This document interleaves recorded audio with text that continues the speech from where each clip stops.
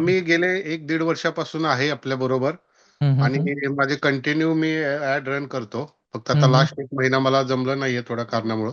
हं, हं. पण लीड्स येतात, पण त्याच्यावरती आपल्याला स्टडी करणं गरजेचं आहे आणि आपल्याला जे प्रॉस्पेक्टिव्ह लीड्स आहेत त्यांना फॉलोअप करणं पण गरजेचं आहे. हं, काही-काही हं. लीड्स मला 4-4 महिन्यानंतर सुद्धा माझे सेल झालेले आहेत. तर जेन्युइन लीड्स पण चांगले येतात बऱ्यापैकी. येस आणि मला तुम्ही सांगू शकाल सर 1-1.5 वर्षामध्ये तुमचा किती बिझनेस झाला? तुम्हाला किती लीड आले आणि एकंदरीत तुम्हाला Facebookचा कसा फायदा झाला? लीड्स मला अवरेज 1 महिन्याला 100च्या आसपास जातात.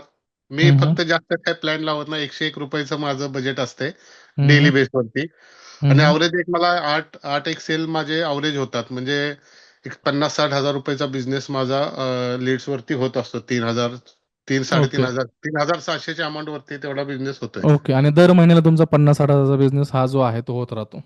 हो, हो, हो. म्हणजे आपण असं म्हणू येस सर. शकतो, की 1 वर्षामध्ये तुम्ही 6-1 लाखाचा बिझनेस आरामकेसाथ केलेला आहे. हो, हो.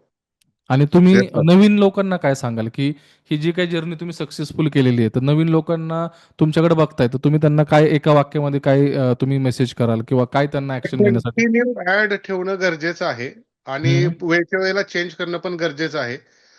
मी प्रत्येक वेळेला व्हिडिओ वेगवेगळे टाकतो आणि हं. ग्राफिक्स इमेज असेल तर वेगवेगळे टाकतो आणि कंटिन्यू कन्सल्टन्सी पाहिजे, नाहीतर मग कस्टमर विश्वास ठेवत नाहीये.